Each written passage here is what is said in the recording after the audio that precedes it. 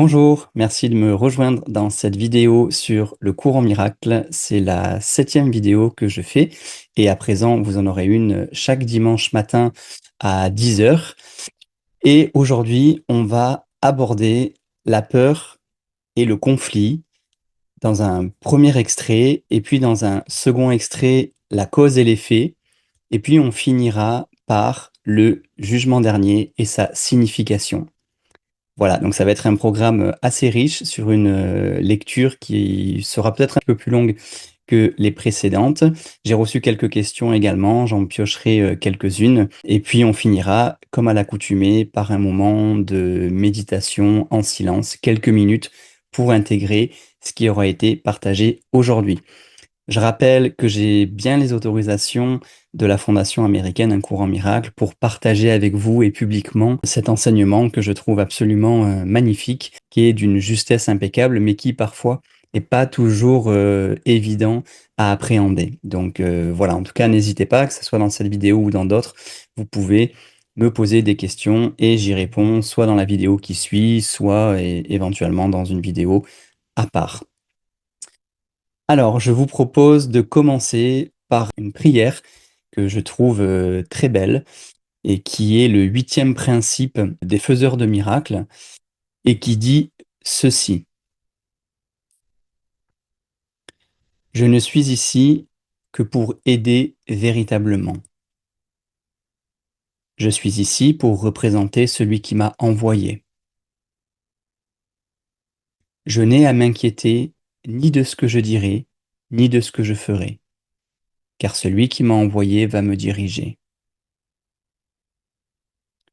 Je suis content d'être là où il souhaite que je sois, connaissant qu'il y va avec moi. Je serai guéri en le laissant m'enseigner à guérir.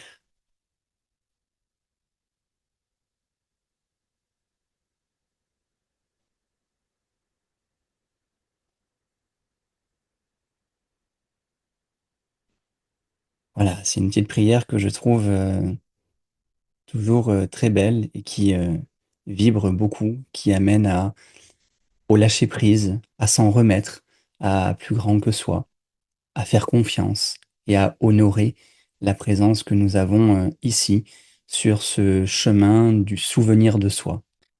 Alors, je vous propose de commencer directement avec ce passage sur peur et conflit. Avoir peur peut sembler être involontaire, quelque chose dont le contrôle t'échappe. Or, j'ai déjà dit que les seuls actes constructifs devraient être involontaires. Mon contrôle peut prendre en charge tout ce qui n'a pas d'importance, et je peux, en te guidant, diriger tout ce qui en a, si tel est ton choix. La peur ne peut pas être contrôlée par moi, mais elle peut être contrôlée par toi. La peur m'empêche de te donner mon contrôle. La présence de la peur montre que tu as élevé tes pensées de corps au niveau de l'esprit. Cela les soustrait à mon contrôle et t'en fait sentir personnellement responsable. Cela est une confusion évidente de niveau. Je n'encourage pas la confusion de niveau, mais tu dois choisir de la corriger. Tu n'excuserais pas une conduite insane de ta part en disant que tu n'y pouvais rien. Pourquoi excuserais-tu une façon de penser insane? Il y a là une confusion que tu ferais bien de regarder clairement. Peut-être crois-tu être responsable de ce que tu fais, mais point de ce que tu penses. La vérité, c'est que tu es responsable de ce que tu penses, parce que c'est seulement à ce niveau que tu peux choisir. Ce que tu fais vient de ce que tu penses. Tu ne peux pas te séparer de la vérité en donnant, entre guillemets, l'autonomie au comportement. Cela est contrôlé par moi automatiquement dès l'instant que tu me laisses guider ce que tu penses. Chaque fois que tu as peur, c'est le signe certain que tu as permis à ton esprit de mal créer et que tu ne m'as pas permis de le guider. Il est futile de croire que de contrôler les conséquences de la pensée fausse puisse mener à la guérison. Quand tu as peur, tu as fait le mauvais choix. Voilà pourquoi tu t'en sens responsable. Ce n'est pas de conduite, mais d'esprit qu'il faut changer. Et c'est affaire de désir. Tu n'as pas besoin d'être guidé, sauf au niveau de l'esprit. La correction n'a sa place qu'au niveau où le changement est possible. Le changement ne signifie rien au niveau du symptôme, où il ne peut pas opérer. La correction de la peur est ta responsabilité. Quand tu demandes à être délivré de la peur, tu donnes à entendre que ce ne l'est pas. Plutôt, tu devrais demander de l'aide dans les conditions qui ont amené la peur. Ces conditions entraînent toujours un désir d'être séparé. À ce niveau, tu peux faire quelque chose. Tu es bien trop tolérant à l'égard des vagabondages de l'esprit et tu excuses passivement tes malcréations. Le résultat particulier n'a pas d'importance, mais l'erreur fondamentale en a. La correction est toujours la même. Avant de choisir de faire quoi que ce soit, demande-moi si ton choix est en accord avec le mien.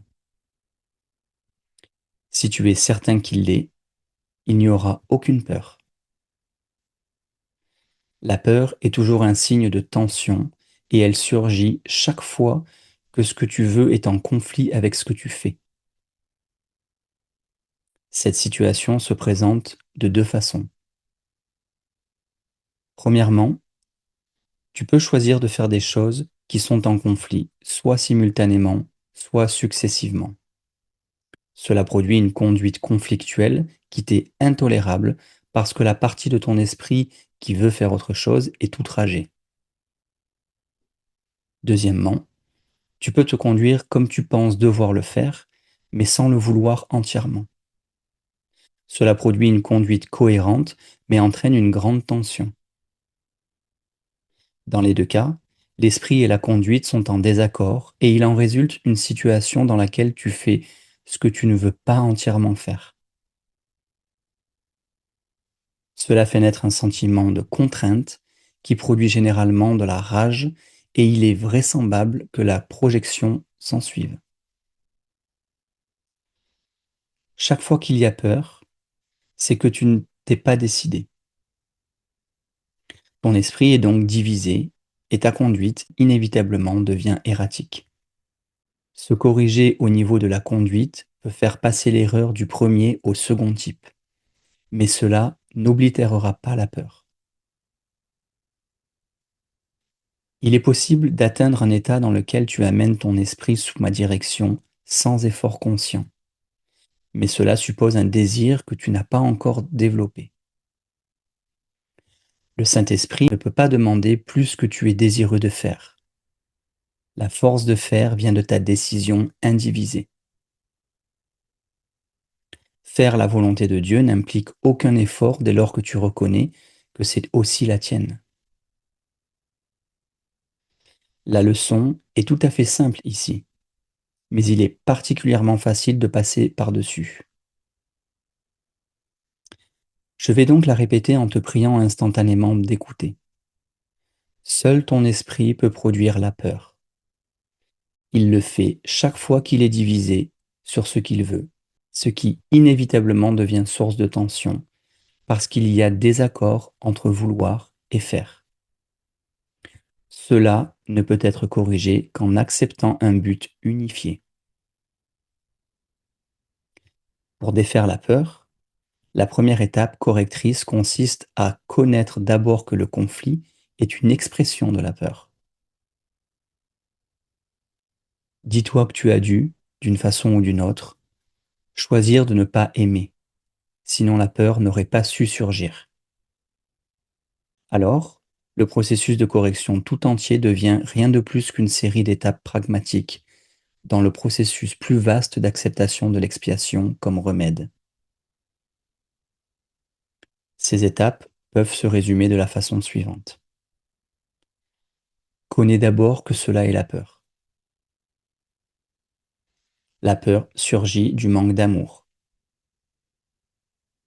Le seul remède au manque d'amour est l'amour parfait. L'amour parfait est l'expiation. J'ai insisté sur le fait que le miracle, ou l'expression de l'expiation, est toujours un signe de respect des dignes aux dignes. La reconnaissance de cette dignité est rétablie par l'expiation. Alors, il est évident que quand tu as peur, tu t'es placé dans une position où tu as besoin de l'expiation. Tu as fait quelque chose qui est sans amour, ayant choisi sans amour. Telle est précisément la situation pour laquelle l'expiation fut offerte. C'est le besoin du remède qui en inspira l'établissement. Aussi longtemps que tu ne reconnais pas le besoin du remède, tu continues à avoir peur. Toutefois, dès l'instant que tu acceptes le remède, tu as aboli la peur. C'est ainsi que la véritable guérison se produit. Tout le monde ressent de la peur. Il suffirait pourtant d'un tout petit peu de justesse de pensée pour comprendre pourquoi la peur se produit. Rares sont ceux qui apprécient la puissance réelle de l'esprit, et nul n'en reste pleinement conscient tout le temps. Toutefois, si tu espères t'épargner la peur, il y a certaines choses dont tu dois te rendre compte, et pleinement compte. L'esprit est très puissant, et jamais il ne perd sa force créatrice. Il ne dort jamais. Il crée à chaque instant. Il est difficile de reconnaître que pensées et croyances combinées font lever une vague si puissante qu'elle peut littéralement transformer des montagnes. À première vue, il paraît arrogant de te croire doté d'un tel pouvoir. Mais ce n'est pas la vraie raison pourquoi tu n'y crois pas. Tu préfères croire que tes pensées ne peuvent pas exercer une influence réelle parce qu'en fait tu en as peur. Cela apaise peut-être le sentiment de culpabilité, mais au prix de percevoir l'esprit comme impuissant. Si tu crois que ce que tu penses est sans effet, peut-être cesses-tu d'en avoir peur, mais il est peu probable que tu le respectes. Il n'y a pas de vaine pensée. Toute pensée produit une forme à un certain niveau.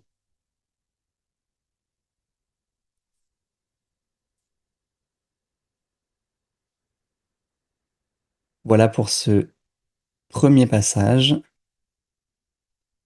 Et je regarde les questions auxquelles je pourrais répondre, parce qu'il y a des questions, quelques questions générales et des questions qui sont liées à ce passage que j'avais annoncé, puisque je vous annonce les passages qui vont être lus un petit peu avant sur mon compte Facebook, sur mon compte Instagram. Donc, vous pouvez anticiper et regarder et me poser des questions ou des questions générales. Donc, c'est le cas ici aussi. Alors, première question, la peur n'est rien et l'amour est tout. Si la peur n'est vraiment rien, pourquoi est-ce qu'on la ressent si fort, comme si elle était bien réelle? Alors, c'est une très bonne question et ben, le texte nous a donné la réponse, nous a donné la clé. En fait, on ressent la peur si fort à cause de la puissance, ou grâce à la puissance, ou en tout cas du fait de la puissance de notre esprit. Le cours nous explique que ce que nous croyons devient vrai pour nous. Quand nos pensées, qui sont la cause, et notre croyance, l'énergie que l'on donne à nos pensées, ça crée un effet qui nous semble totalement réel. Et je dis bien qui nous semble totalement réel. Même si la peur n'est rien dans la vérité éternelle, on lui donne le pouvoir qu'elle semble avoir en choisissant d'y croire. Donc notre expérience de la peur est la preuve directe de la puissance de notre esprit, mais dirigée vers une illusion. Et c'est ce qui nous fait croire littéralement que la peur est réelle. Donc c'est à quel point l'illusion nous semble tangible, concrète, palpable, alors qu'il n'en est rien. Donc ça, en fait, par définition, nous montre, dans un aspect mal dirigé, mais nous montre quand même la puissance de l'esprit. Il y a une autre question, voilà, qui est liée à ça d'ailleurs. Le texte nous dit que nos pensées sont très puissantes et que c'est pour ça qu'on en a peur. Mais pourquoi aurions-nous peur de notre propre puissance? Alors ça, c'est effectivement une excellente question également. La précédente y répond un petit peu. Et puis la réponse est dans la question. On a simplement peur de notre propre puissance, finalement sans nous en rendre compte. On l'a utilisée pour mal créer, pour créer des pensées de jugement, de manque, de colère. Et on a peur des conséquences de nos propres pensées négatives. Et donc on préfère croire qu'elles ne sont pas si puissantes que ça. Mais la bonne nouvelle, entre guillemets, c'est que cette même puissance, une fois que nous choisissons de la confier à l'amour, elle devient une force inestimable de guérison. Donc le but n'est pas de ne plus avoir de pouvoir, mais d'apprendre à l'utiliser pour bénir et pour guérir. Et donc, pour résumer, ce dont on a le plus peur, en effet, c'est de notre propre puissance et surtout, aujourd'hui, dans la croyance qui est la nôtre collectivement sur cette planète, pour une grande partie en tout cas, c'est qu'il est plus facile de croire que notre esprit n'est pas aussi puissant de créer la réalité. Ça nous déculpabilise en apparence, quelque part un peu, de la puissance de notre esprit. Et on se place indirectement dans une position de victime. On n'est pas assez puissant pour créer ça, donc on le subit. Or, on le crée véritablement. Et ce n'est qu'un choix au niveau donc de l'esprit et pas du comportement en lui-même que l'on choisit l'amour ou la peur. Mais notre esprit est à ce point puissant. Sauf que majoritairement, on l'a utilisé pour mal créer et mal percevoir ce qu'on pense être une réalité et qui en fait est une illusion complète dans laquelle on vit des oscillations de tout un tas d'émotions. Mais une fois qu'on remonte à la source de notre esprit, ça peut enfin s'expier, se corriger au niveau de l'esprit pour revenir dans une perception juste et saine. On va continuer avec le passage suivant, qui est la section 7 du chapitre 2, et qui s'intitule Cause et effet. Tu te plains peut-être encore de la peur, mais tu persistes néanmoins à te rendre apeuré. J'ai déjà signalé que tu ne peux pas me demander de te délivrer de la peur. Je connais qu'elle n'existe pas, mais tu ne le connais pas, toi. Si j'intervenais entre tes pensées et leurs résultats, je toucherais à une loi fondamentale de cause et effet, la loi la plus fondamentale qui soit. Je ne t'aiderais guère si je dépréciais le pouvoir de ta propre pensée. Cela serait en opposition directe avec le but de ce cours. Cela t'aidera beaucoup plus de te rappeler que tu ne surveilles pas assez attentivement tes pensées. Peut-être as-tu l'impression qu'à ce stade, il faudrait un miracle pour te permettre de le faire. Et c'est parfaitement vrai. Tu n'as pas l'habitude de penser dans un esprit de miracle, mais tu peux être entraîné à penser de cette façon. Tous les faiseurs de miracles ont besoin de ce type d'entraînement. Je ne peux pas te laisser ne pas surveiller ton esprit, sinon tu ne serais pas capable de m'aider. Faire des miracles entraîne que tu te rendes pleinement compte du pouvoir de ta pensée afin d'éviter la malcréation. Autrement, un miracle sera nécessaire pour redresser l'esprit lui-même, processus circulaire qui n'encouragerait guère la compression du temps à laquelle le miracle est destiné. Le faiseur de miracles doit éprouver un respect sincère pour cause et effet véritable comme condition nécessaire pour que le miracle se produise. Les miracles et la peur viennent tous deux des pensées. Si tu n'étais pas libre de choisir l'un, tu ne serais pas libre non plus de choisir l'autre. En choisissant le miracle, tu as rejeté la peur, ne serait-ce que temporairement. Tu as eu peur de chacun et de tout. Tu as peur de Dieu, de moi et de toi-même. Tu nous as mal perçus ou mal créés, et tu crois en ce que tu as fait. Tu n'aurais pas fait cela si tu n'avais pas peur de tes propres pensées. Les apeurés doivent mal créer parce qu'ils mal perçoivent la création. Quand tu mal crées, tu souffres. Le principe de cause et effet devient maintenant un véritable accélérateur, quoique seulement temporaire. De fait, cause est un terme qui appartient en propre à Dieu, et son effet est son Fils.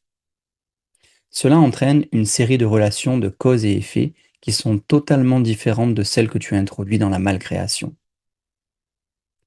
Le conflit fondamental en ce monde est donc entre création et malcréation.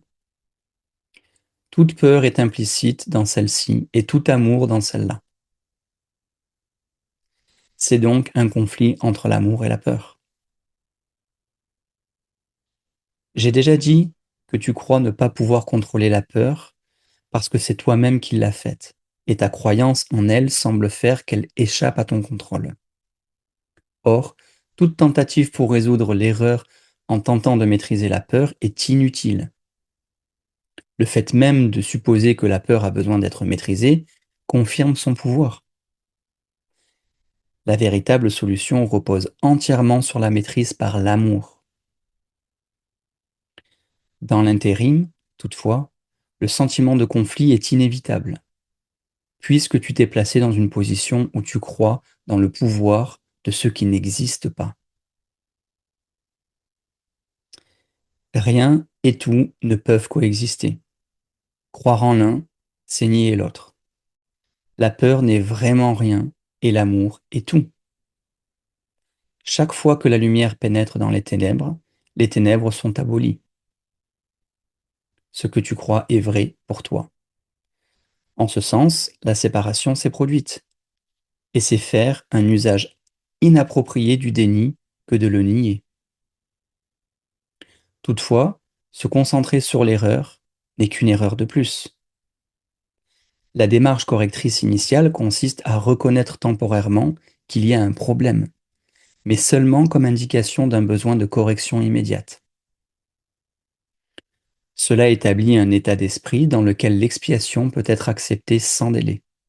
Il faudrait souligner, toutefois, qu'il n'y a en définitive aucun compromis possible entre tout et rien.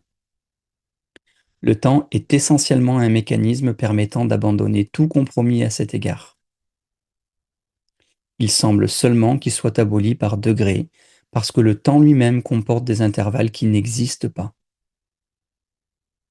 C'est un mécanisme de correction rendu nécessaire par la malcréation. L'énoncé, entre guillemets, car Dieu a tant aimé le monde qu'il a donné son Fils unique, afin que quiconque croit en lui ne périsse point, mais qu'il y ait la vie éternelle. Fermez les guillemets. N'a besoin que d'une légère correction pour devenir signifiant dans ce contexte. Il l'a donné à son Fils unique. Il faudrait bien noter que Dieu a un seul Fils. Si toutes ses créations sont ses fils, chacune doit être partie intégrante de la filialité tout entière. La filialité, en son unité, transcende la somme de ses parties. Toutefois, cela est obscurci aussi longtemps que n'importe laquelle de ces parties manque. C'est pourquoi le conflit ne peut pas être résolu de manière définitive tant que toutes les parties de la filialité ne sont pas retournées. C'est alors seulement que la signification de l'entièreté, en son sens véritable, pourra être comprise. N'importe quelle partie de la filialité peut croire en l'erreur ou en l'incomplétude si tel est son choix. Ce faisant, toutefois, elle croit en l'existence du néant, la correction de cette erreur et l'expiation. J'ai déjà brièvement parlé d'être prêt, mais cela aiderait peut-être d'apporter ici quelques précisions supplémentaires. Être prêt n'est que le préalable de l'accomplissement. Il ne faudrait pas confondre les deux. Aussitôt que survient un état dans lequel l'esprit est prêt, il y a généralement un désir d'accomplissement jusqu'à un certain degré. Mais il n'est certainement pas nécessairement indivisé. Cet état n'implique pas plus qu'un potentiel de changement d'esprit. La confiance ne peut pas se développer pleinement jusqu'à ce que la maîtrise ait été accomplie. Nous avons déjà tenté de corriger l'erreur fondamentale, voulant que la peur peut être maîtrisée, et nous avons souligné que la seule maîtrise véritable est par l'amour. Être prêt n'est que le commencement de la confiance. Tu penses peut-être qu'un temps extrêmement long est nécessaire entre l'être prêt et la maîtrise, mais laisse-moi te rappeler que le temps et l'espace sont sous mon contrôle. Voilà pour ce second passage. J'avais une question sous les yeux par rapport à ça, sur l'esprit divisé. Qu'est-ce que ça veut dire concrètement dans nos vies? Ok. Alors, en fait, c'est quelque chose que l'on vit quasiment tous les jours. C'est simplement une dynamique de non-alignement.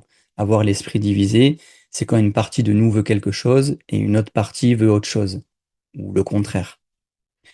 Par exemple, une partie de nous veut être en paix, mais une autre veut absolument avoir raison dans une dispute. Banal, quoi. Ou une partie de nous veut pardonner, mais une autre s'accroche à la rancune.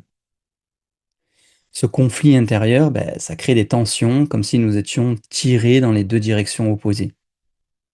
Et c'est ce sentiment désagréable, cette absence d'unité en nous, que nous ressentons comme de la peur. Donc la peur est simplement le signal que nous n'avons pas encore choisi le but unique, qui est l'amour. Donc au niveau du courant miracle, la division, elle est simple, elle est directe. C'est l'amour ou la peur. Il n'y a pas 36 choix. Et comme il est dit dans le texte, ce sont deux principes qui ne peuvent cohabiter. Quand il y a de la peur, il n'y a pas d'amour. Quand il y a de l'amour, il ne peut pas y avoir de peur. C'est cette idée que quand on allume la lumière dans une pièce, l'ombre disparaît instantanément. Et que l'erreur serait de croire que on doit maîtriser la peur, on doit maîtriser ce sentiment pour l'abolir. Or, le cours nous dit de nous concentrer et de choisir l'amour puisque la peur s'efface automatiquement et que ce sur quoi on porte notre attention, on ne fait que le nourrir, le faire grandir. Donc, encore une fois, on comprend bien que l'idée maîtresse derrière, c'est la correction au niveau de l'esprit, au niveau de la pensée, et pas au niveau de la finalité de la projection qui est le comportement. Voilà, j'espère que cette réponse sur l'esprit divisé vous semble claire. Justement, au niveau des pensées, le cours dit que nous sommes responsables de nos pensées, mais pas vraiment de nos actions. C'est un peu déroutant, non? On dirait le contraire. Ben, non, en fait, si tu captes bien, dans la loi de cause à effet qui est exposée dans le cours, la pensée est la cause et l'action ou la manifestation de la pensée, c'est l'effet. Et c'est un peu, si je trouve une analogie, c'est un peu comme la projection d'un film. C'est comme si on avait un film qui est projeté sur un écran et qu'on s'attardait à vouloir changer l'image qui est projetée sur l'écran, en touchant l'écran. Ça n'a pas vraiment de sens. En fait, il faudrait aller voir dans la pellicule et changer le film en lui-même ou des aspects du film que l'on voudrait changer. Et en ces cas-là, la projection serait différente. Donc, je trouve pas que ce soit vraiment déroutant. C'est vraiment au niveau de la pensée initialement que ça se passe. J'espère que ça répond également à la question. On va pouvoir continuer. Je regarde est-ce qu'il y a d'autres questions. Ah oui, il y en avait une sur le jugement dernier, mais c'est le paragraphe d'après. Donc je pense qu'on va pouvoir enchaîner. Il restera, ouais, je prendrai encore une ou deux questions à la suite de ça. Ok, dernière section du chapitre 2. C'est la section 8, la signification du jugement dernier. Une des façons dont tu peux corriger la confusion magie-miracle est de te rappeler que tu ne t'es pas créé toi-même. Tu as tendance à l'oublier lorsque tu deviens égocentrique, et cela te place dans une position où il est pratiquement inévitable de croire en la magie.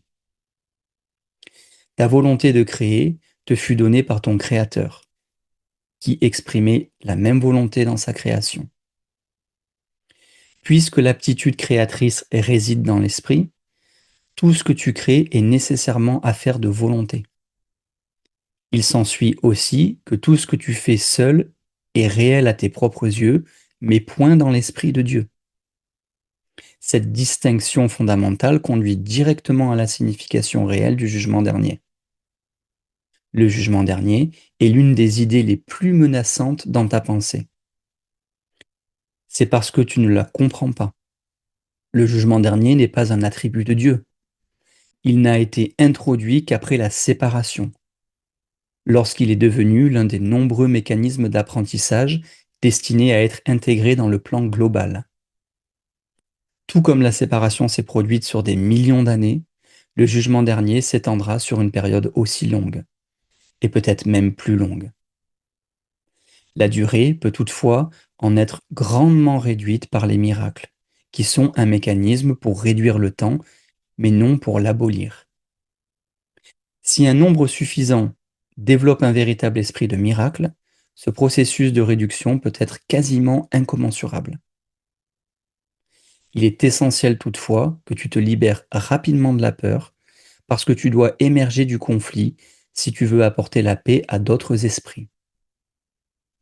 Le jugement dernier est généralement considéré comme une procédure entreprise par Dieu. En fait, il sera entrepris par mes frères avec mon aide. C'est une guérison finale plutôt que l'infliction d'une punition, aussi méritée que la punition puisse te paraître. La punition est un concept totalement opposé à la justesse d'esprit. Et le but du jugement dernier est de te rendre ta justesse d'esprit. Le jugement dernier pourrait être appelé un processus de juste évaluation. Cela signifie simplement que chacun en viendra finalement à comprendre ce qui est digne et ce qui ne l'est pas. Après cela, l'aptitude à choisir peut être dirigée de façon rationnelle. Jusqu'à ce que cette distinction soit faite, toutefois, les oscillations entre volonté libre et emprisonnée ne peuvent que continuer. Le premier pas vers la liberté comporte un tri du faux et du vrai. C'est un processus de séparation au sens constructif, qui reflète la véritable signification de l'Apocalypse. À la fin, chacun regardera ses propres créations et choisira de ne préserver que ce qui est bon, exactement comme Dieu lui-même regarda ce qu'il avait créé et connut que c'était bon. À ce stade, l'esprit peut commencer à regarder ses propres créations avec amour parce qu'elles sont dignes. En même temps, l'esprit désavouera inévitablement ces malcréations qui, sans croyance, n'existeront plus. L'expression jugement dernier est effrayante non seulement parce qu'elle a été projetée sur Dieu, mais aussi à cause de l'association de dernier avec la mort. Voilà un exemple remarquable de perception sans dessus-dessous. Si l'on examine objectivement la signification du jugement dernier, il devient tout à fait apparent que c'est réellement la porte qui s'ouvre sur la vie. Nul ne vit vraiment qui vit dans la peur. Ton propre dernier jugement ne peut pas porter sur toi-même, parce que tu n'es pas ta propre création. Tu peux toutefois l'appliquer de façon signifiante et à tout moment, à tout ce que tu as fait, et ne garder dans ta mémoire que ce qui est créatif et bon. C'est ce que ta justesse d'esprit ne peut manquer de te dicter. Le seul but du temps, c'est de te donner du temps pour accomplir ce jugement. C'est ton propre jugement parfait sur tes propres créations parfaites. Quand tout ce que tu retiens est digne d'amour, il n'y a pas de raison pour que la peur reste avec toi. Voilà ton rôle dans l'expiation. Et ce qui conclut cette lecture commentée. Et nous allons passer, il y avait au moins une question que j'avais vue, je vous l'avais dit sur le jugement dernier. Alors elle est où? Voilà, l'idée du jugement dernier peut vraiment faire peur. Comment le cours peut-il dire que c'est en fait une porte qui s'ouvre sur la vie? Là, la nuance, elle est assez intéressante et elle est un peu pour moi synonyme du déni. De comprendre le déni, ça veut dire comprendre que si on rejette la peur parce que sa réalité est inexistante, eh bien en fait, c'est par cette forme de déni, de reconnaissance du déni, que l'on reconnaît finalement ce qui est bon, en rejetant ce qui ne l'est pas. Eh bien, je trouve qu'on est un peu dans le même parallèle ici, avec le jugement dernier. C'est, on en a fait quelque chose de peur, effectivement avec le mot dernier qui est associé à la mort, et on a effectivement projeté, comme il est dit dans le cours, ce jugement dernier comme un pouvoir de Dieu sur nous. Or, nous sommes les seuls à travers l'expiation à corriger donc ce que l'on estime vrai ou pas. Et seules les créations d'amour sont vraies. Donc à un moment donné, le jugement, ça va être de nous à nous, de regarder en face ce que l'on a envie de retenir, ce qui nous semble juste et vrai, aligné à l'Esprit Saint, et ce qui ne l'est pas. Donc le jugement dernier, c'est nous qui le faisons. Et il n'a vraiment rien de dernier. Il est dans un processus, comme il est dit effectivement dans le cours, il est un processus qui va se passer sur des millions d'années, comme la séparation et l'oubli que nous sommes des esprits saints s'est passé sur des millions d'années. Et, pour reprendre le cours, les miracles sont des bénédictions, des ouvertures que l'on peut se permettre en reconnaissant profondément la puissance de l'amour. Et ça vient temporairement, momentanément, abolir toutes les peurs et corriger l'esprit de mal-perception. Donc c'est ce qui peut nous permettre de faire finalement des pas plus rapides, on va dire, dans la dimension d'espace-temps que l'on connaît, pour retourner vers un esprit sain. Heureusement qu'à un moment donné, on va être face à nos peurs pour pouvoir choisir en pleine conscience l'amour. Comment nous pourrions choisir en pleine conscience l'amour si on n'avait pas ce parallèle, cette dualité avec nos peurs? On ne pourrait pas vraiment en fait. Donc c'est un cadeau et il nous permet de transformer complètement cette idée. Il nous demande d'oublier l'image d'un Dieu qui nous juge et qui nous punit. Le jugement dernier, c'est pas quelque chose que quelqu'un d'autre nous fait, c'est quelque chose que nous faisons pour nous-mêmes, avec une aide aimante. C'est simplement le moment où nous regardons tout ce que nous avons fabriqué dans notre esprit et où nous choisissons de ne garder que ce qui est vrai et aimant. C'est un tri en fait. Et en laissant partir tout le reste, nous nous libérons de la peur pour de bon. Ce n'est donc pas une fin, mais le début à nouveau de la vie vraie. Voilà, et je crois qu'il y avait une dernière question. Ah oui, celle-là, je la trouvais intéressante également. Tu ne seras pas capable de m'aider. Qu'est-ce que le cours veut dire par là? Comment pourrions-nous aider la voie de l'amour? Alors là, c'est intéressant. C'est par rapport à la filialité et à ce qu'évoque Jésus. En fait, on a le libre arbitre de choisir la peur ou l'amour. Et Au niveau de la pensée, Jésus nous dit qu'il n'a pas à intervenir à ce niveau-là. Nous sommes les seuls à pouvoir le faire. Et ce qui est tout à fait honorable et juste, puisque il nous laisse la capacité de nous souvenir par nous-mêmes de notre puissance et de choisir notre propre puissance et d'abolir la peur. Donc, c'est comme ça que chaque être qui, à nouveau et pleinement, ne serait-ce qu'un instant, choisit l'amour en pleine conscience, eh bien, favorise l'amour dans son esprit et autour de lui. Et donc, plus on va être à faire ça, et plus ça va aider ensemble. Puisque même si on a l'impression que nous sommes des corps et des êtres séparés, et que nous formons une filialité, cette filialité est un. Elle est unique. Et comme il est dit dans le cours, Dieu n'a qu'un seul fils.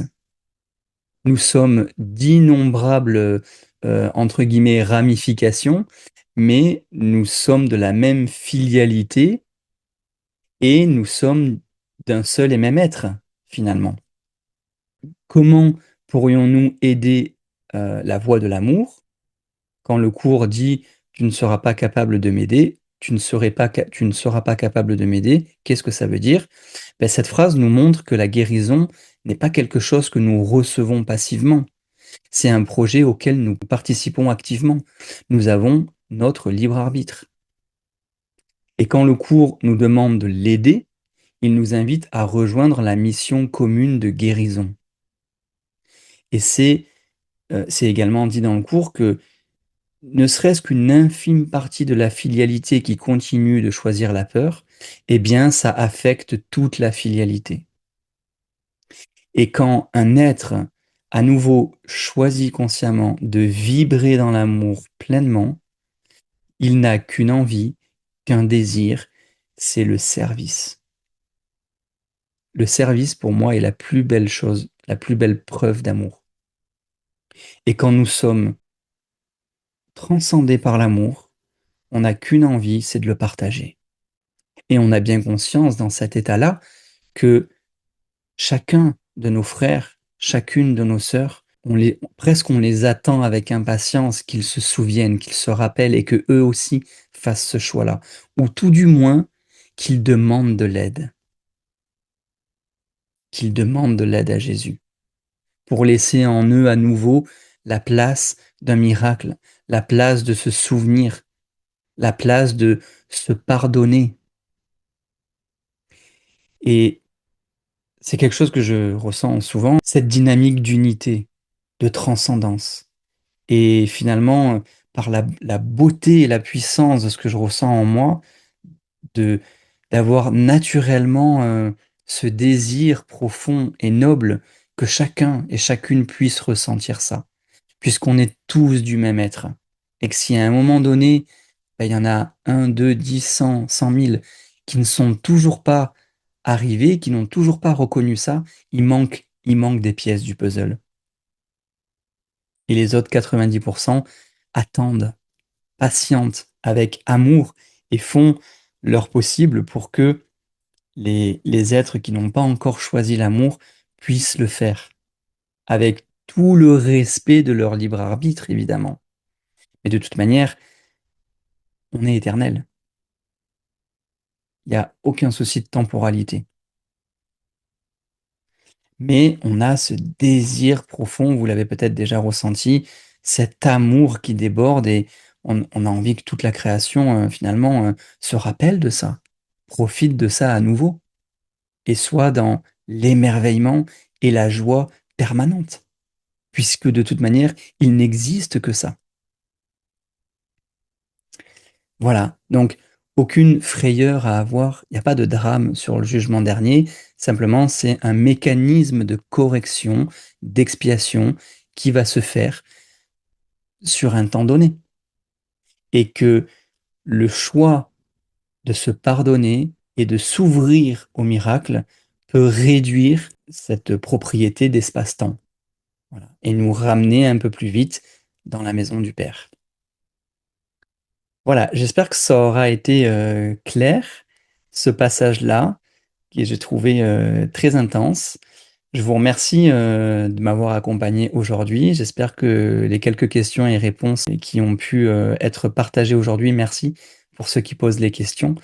Et n'hésitez pas, si vous en avez, à les poser en commentaire. Et puis, j'aurai plaisir à vous retrouver dimanche prochain pour la suite avec le chapitre 3, la perception innocente, et la première section qui est l'expiation sans sacrifice. Voilà, un beau programme qui nous attend. Prenez bien soin de vous, je vous souhaite une excellente semaine et à très bientôt.